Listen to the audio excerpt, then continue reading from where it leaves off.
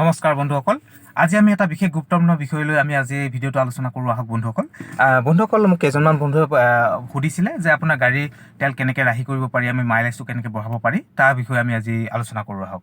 ইয়াত তিনিটা কাৰণ আছে বন্ধুসকল গাড়ীৰ মাইলেজ বঢ়োৱা। এক নম্বৰ কাৰণটো আমি আৰম্ভ কৰোঁ আহক। এক নম্বৰ কাৰণটো হ'ল আমাৰ গাড়ীখন মেইনটেনেঞ্চ কৰাটো খুব প্ৰয়োজনীয় বন্ধুসকল। আমাৰ ইঞ্জিন অইলটো যিটো আপোনাৰ মোবিল, আমাৰ সেইটো টাইমত চেঞ্জ কৰিব লাগে। আমাৰ যেতিয়া আপোনাৰ গাড়ীখন ছাৰ্ভিচিং কৰিব লাগে টাইমত কৰিব লাগে, আৰু আমাৰ চাৰিটা চকা সম্পূৰ্ণকৈ সুন্দৰকৈ চাব লাগে। আপোনাৰ কোনোবা চকাত যদি আপোনাৰ পাম্প কম থাকে, কোনোবাটোত বেছি থাকে, তেতিয়াও আপোনাৰ এই মাইলেজৰ ওপৰত আপোনাৰ প্ৰভাৱটো পৰিব পাৰে বন্ধুসকল। সদায় সেইকাৰণে সেইটো কথা সদায় মনত ৰাখিব। ইঞ্জিনটো সদায় আপোনাৰ ইঞ্জিন অইলটো সদায় টাইমত চেঞ্জ কৰিব। আপোনাৰ সদায় আপোনাৰ এইটো চাব, এই বস্তুটো সদায় লক্ষ্য কৰিব। চকাকেইটা চাব, ইঞ্জিনটো চাব। সেইটো হ'ল আমাৰ কাৰ আপোনাৰ যিটো মেইনটেনেঞ্চ কৰিব লাগে, এইখিনি আপোনাৰ গাড়ী কাৰ মেইনটেনেঞ্চৰ ওপৰত। দুই নম্বৰ কথাটো হ'ল বন্ধুসকল আমাৰ গিয়াৰ।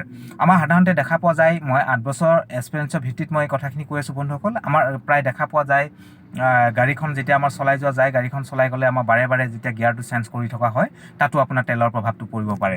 মই দেখাই দিছোঁ আপোনাৰ চাওক, এইটো আপোনাৰ যদি আপোনাৰ 3 নম্বৰত বা 4 নম্বৰত গিয়াৰটো লাগি থাকে, 4 নম্বৰত যদি গিয়াৰটো লাগি থাকে, আপোনাৰ হঠাৎ যদি অকণমান যদি ব্ৰেকটো ধৰিলোঁ আপুনি গিয়াৰডাল বাৰে বাৰে চেঞ্জ কৰি থাকে, গিয়াৰটো চেঞ্জ কৰি থাকিলে কি হয় বন্ধুসকল, ইয়াৰো এটা প্ৰভাৱ পৰে আমাৰ তেলত। সেইকাৰণে আপোনাৰ এটা নিৰ্দিষ্ট হিচাপত আপুনি গাড়ীখন চলাব। গাড়ীখন চলালে মানে তেতিয়াহে আপোনাৰ গিয়াৰটো আপোনাৰ বাৰে বাৰে চেঞ্জ কৰি নাথাকিব। এইটো এটা বস্তু আপোনাৰ মাইলেজৰ সমস্যা বন্ধুসকল। আপুনি যদি এইখিনি আপোনাৰ এই তিনিটা নিয়ম মানি চলে, আপোনালোকে সুন্দৰভাৱে গাড়ীখন আপুনি চলাব পাৰিব। আৰু আপোনাৰ 12 যদি মাইলেজ দিয়ে, আপোনাৰ 20 আৰু 22ৰ ওপৰত চলিব। আপোনাৰ 20-22 আপুনি মাইলেজত গাড়ীখন চলাব পাৰিব।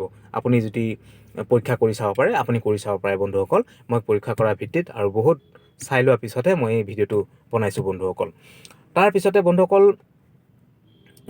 3 নম্বৰ কথাটোলৈ আহোঁ। 3 নম্বৰ কথাটোলৈ আহোঁ বন্ধুসকল। আমাৰ সাধাৰণতে গাড়ী বহুতে ভাবে আমাৰ গাড়ীখন স্পীড গ'লে, প্ৰায় বন্ধুসকলক লগ পাওঁ, তেখেতলোকে কয় গাড়ীখন স্পীড দিলে তেলৰ মাইলেজ, বা বহুত মানুহে সোধেও, আমাক সোধে আপোনাৰ প্ৰায় আমাৰ গেৰেজত আহিলেও প্ৰায় মানুহে এইটো প্ৰশ্ন কৰে যে গাড়ীখন স্পীড চলালে মানে গাড়ীখন আপোনাৰ মাইলেজটো বেছি পায় নেকি।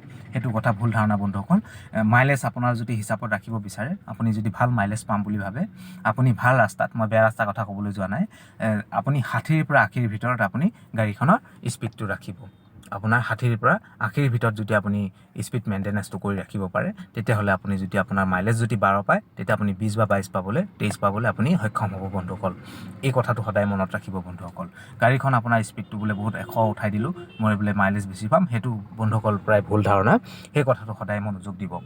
তাৰপিছতে বন্ধুসকল তাৰ লগতে এই কথাটো কৈ দিছোঁ, আমাৰ গাড়ীখন যেতিয়া স্পীড চলাব, যধে মধে চলাব, আপোনাৰ গিয়াৰ বাৰে বাৰে চেঞ্জ কৰিব, যেতিয়া আমাৰ ইঞ্জিনটো হিট হৈ বা আপোনাৰ ইঞ্জিনৰ প্ৰভাৱ পৰি আমাৰ যিটো RPM মিটাৰ, আমাৰ ছাইডত দেখিছে, এইটো RPM মিটাৰ বুলি কয়, ইয়াত আপোনাৰ 2000 ওপৰত উঠাবলৈ চেষ্টা নকৰিব বন্ধুসকল। যেতিয়া আমাৰ গাড়ীখন খেলি মেলিকৈ চলিব, স্পীডৰ কোনো লিমিট নাই, গিয়াৰৰ যেতিয়া আপুনি বদলাই থাকিব, তেতিয়া আপোনাৰ গাড়ীখনৰ ইঞ্জিনৰ যিটো হিটৰ প্ৰভাৱ যেতিয়া 2000 পাৰ হৈ যাব, 2000 যদি পাৰ হৈ যায় বন্ধুসকল, তেতিয়াও আপুনি মাইলেজ নাপায়, মাইলেজ কমি আহিব আপোনাৰ। এইটো এটা প্ৰভাৱ হ'ব পাৰে বন্ধুসকল। এইকেইটাই 3টা বস্তুৰ কথা ক'লোঁ বন্ধুসকল। এই কথাখিনি যদি আপুনি মানি চলিব পাৰে, আপুনি সুন্দৰকৈ এখন গাড়ী চলাই যোৱাত আপুনি 12 যদি পাই আছে, আপুনি 20 বা 22-23লৈকে আপুনি মাইলেজ পাব পাৰে। আপুনি আজিয়ে পৰীক্ষা কৰি চাওক, যিসকল বন্ধুৱে গাড়ী চলাই আছে, যিসকল বন্ধুৰ গাড়ী আছে, সেইসকল বন্ধুৱে আজিয়ে পৰীক্ষা কৰি চাব পাৰে। আৰু আপোনালোকক এইখিনি কথাই আজি মই গাড়ীৰ মাইলেজৰ বিষয়ে ভিডিঅ'টো বনালোঁ। আপোনালোকে চাই কেনে পালে বন্ধুসকল মোক এটা জনাব, মেছেজ কৰিব। আৰু বিশেষকৈ বন্ধুসকল আপোনালোকৰ পৰা এটাই আশা কৰিম, লাইক এটা কৰিব বন্ধুসকল। আৰু যদি ভাল লাগে, আৰু যদি বেলেগ বন্ধুক আপোনালোকে নিজৰ প্ৰত্যেক বন্ধুৱে জনাম বুলি ভাবে, তেতিয়াহ'লে বন্ধুসকল শ্বেয়াৰ এটা কৰি দিব। মোৰ বন্ধুসকল এটাই বিশেষ লক্ষ্য, মই জীৱনত 8 বছৰ এক্সপিৰিয়েঞ্চ গাড়ী ইঞ্জিনৰ বিষয়ে লাগি থকা, আৰু মই যিটো এক্সপিৰিয়েঞ্চ পাই আছোঁ, যিখিনি কথা জানো, সেইখিনি কথাৰ মই ভিত্তি আৰু মই 4জনক জনাব বিচাৰোঁ বন্ধুসকল। আজিৰ দিনত গাড়ী ঘোঁৰা বেছি বাঢ়ি গৈছে, সেইকাৰণে গাড়ীৰ বিষয়ে আমি জনাটো খুব পৰিচিত, আৰু গাড়ীৰ বিষয়ে জানিব লাগিব। তেতিয়া আমি এখন সুন্দৰ গাড়ী চলাব পাৰি, আৰু সুন্দৰ গাড়ীখন মেইনটেনেঞ্চ কৰি ৰাখিব পাৰি বন্ধুসকল। এই কথাকেইটা সদায় মনত ৰাখি যদি আপুনি এখন গাড়ী চলায়, আপোনাৰ সুন্দৰভাৱে আপোনাৰ দীৰ্ঘায়ু হ'ব, আৰু গাড়ীখনো আপোনাৰ সুন্দৰভাৱে চলি থাকিব, গাড়ীৰ কোনো অসুবিধা নহয়। গাড়ী সদায় মেইনটেনেঞ্চটো কৰি ৰাখিব মানুহৰ জীৱনৰ নিচিনাকৈ। মানুহৰ যেনেকৈ কিবা এটা জ্বৰ হ'লে মানুহক ডাক্তৰক দেখুৱায়, কিবা এটা গাড়ীখনৰ যদি অসুবিধা হয়, আপুনি নিজে যদি জানে আপুনি চাব, আৰু নহ'লে আপুনি মেকানিকেলক নি পিনে গাড়ীখন আপুনি দেখাব। এইখিনি কথাকে কৈ বন্ধুসকল আজি মই ভিডিঅ'টো ইয়াতেই সমাপ্ত দিলোঁ। আপোনালোকে ভাল পালে শ্বেয়াৰ আৰু লাইক এটা কৰিব। এইখিনি কথাকে কৈ ইয়াতে সমাপ্ত ৰাখি, মোৰ বন্ধু বান্ধৱী আপোনালোক আটাইলৈ মৰম আৰু চেনেহ ৰাখি ইয়াতে এই ভিডিঅ'টো সমাপ্ত দিলোঁ। জয় আই অসম বন্ধু।